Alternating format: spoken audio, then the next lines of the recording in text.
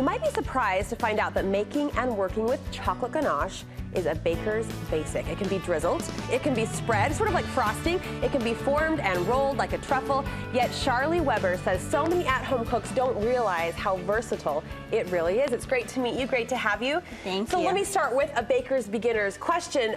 Define ganache for us exactly. Basically 2 ingredients, okay. Heavy cream and chocolate. Cream and chocolate. Yes, so that's all it basically is. our best friend. Yes.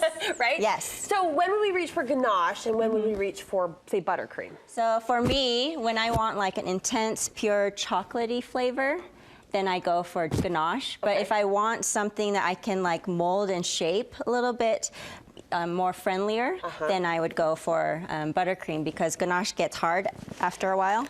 And so if without that time restraint, I would go for ganache. So you've been working it a little bit and warming it up in the kitchen today. What do we need to know about making ganache? Is it tricky? Is it finicky at all? It can be, depending on the different types of chocolates. The timing of it and how you do each step is kind of crucial. But besides that, it's very simple. Like I said, it's just cream and chocolate. So will you talk us through the method? Sure. Okay, so first you want to get good high quality chocolate. I get my chocolate from Chocolate Conspiracy, and I get their local raw organic chocolate. Is that a store? Yes. Okay. They're perfect. They're awesome guys. Okay. But for the home viewers today, I just went to the grocery store and got Guittard. It's a very nice, high quality chocolate. Okay. But it's in already chocolate chip form. I noticed no Hershey's chips are on the table. Yeah. So the difference is that there's like extra additives and emulsifiers and lecithins to make it more smoother and like user friendly. In a cheaper brand, like a Hershey's. Brand. Yeah. So I think with things that are like like 2 ingredient chocolates, they have a personality of their own. So you just need a little bit more patience. But it's not very difficult.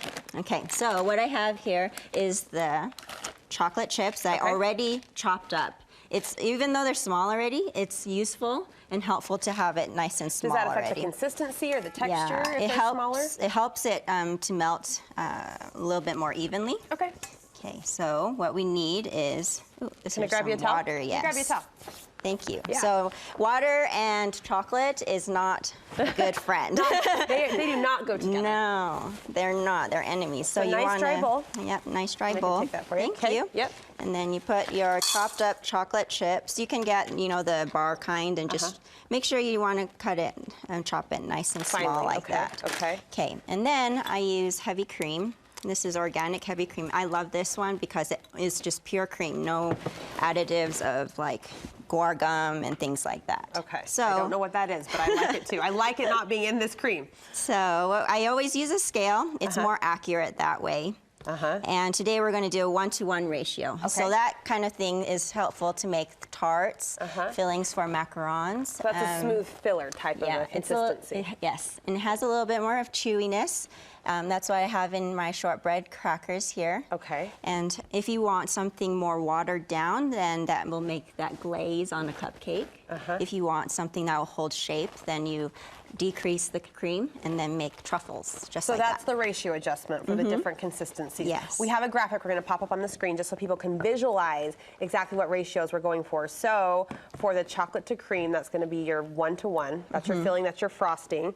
1-to-2 will be your glaze. Yes. And then for truffles, we'll go 2-part chocolate, 1-part cream for that thicker, kind of more malleable. Yes. Right? Does that summarize it well? Okay. Yep.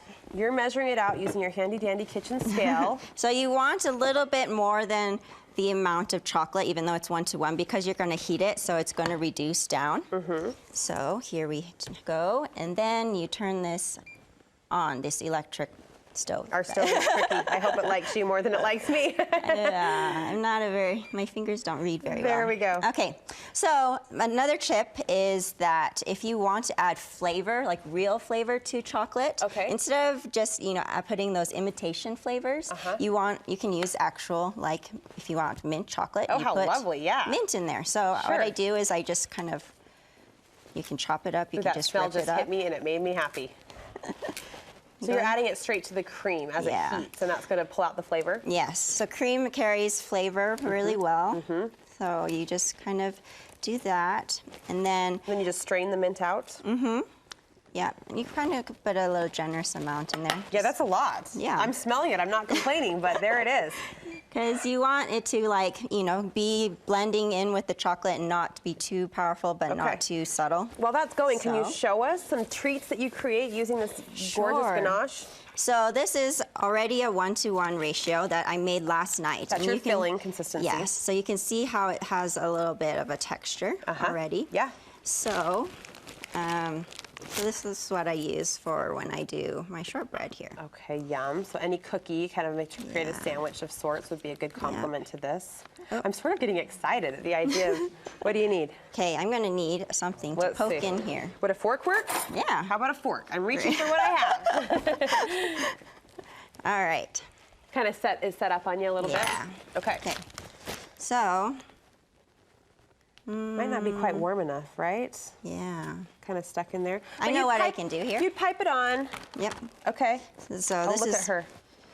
Gotta think on my feet, right? Yeah, I mean, believe me, that's what I do all day long. You're gonna be exhausted by the end of the day.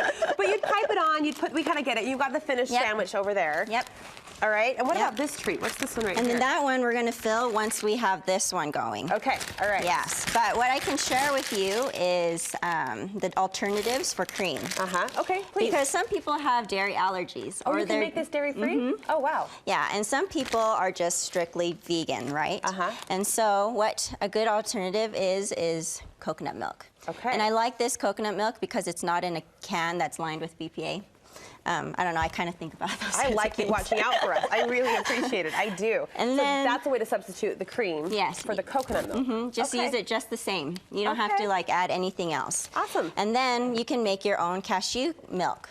So you just take raw cashews and you soak it overnight in water. Okay. And then, yeah, and you strain it. And that can be a good substitute as well. And then you blend it up in a high blender, a high-powered blender, like a Vitamix. After soaking. Well, you've given us some great basic fundamental tips and tricks. We see your gorgeous treats. We'll keep this going during the commercial break over the next few minutes and check back with you. But you have a new Instagram account where you're showing off your treats and your creations. Yes. So I have an Instagram account called Sharlie's Treats, and I also have a website at Sharlie's Treats that you can do pickups and deliveries. Oh, nice. So you can have it fresh at your house. So Ganache is just a click away. These gorgeous chocolate treats can be at your fingertips. Thank you so much. Thank you so much. Sharlie has generously shared some recipes and some tips and tricks for making Ganache in your home kitchen.